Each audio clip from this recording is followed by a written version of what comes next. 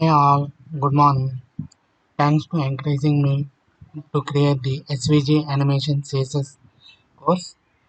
In this course, we learn the new things how to create an animation using CSS. The simple animations, not a full dynamic or everything. Is full animation is possible with JavaScript, but a little bit action of animations you can do with CSS animation. We can reduce the loading all such issues in web development. Okay, in this course at the final we can design these things in SVG animations like soccer animation.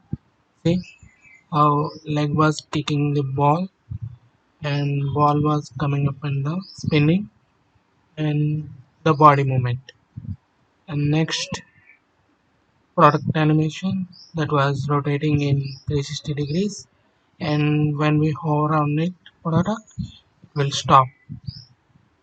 Okay, and next one, the final one is Santa animation, where the hand was moving saying hi to and to all, and the star rotating and the blinking of the lights.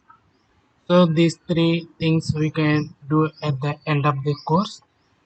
For direct going into SVG animation, we look into some of the brush up of CSS animations, like the basic things we have to learn to enter into the SVG animation.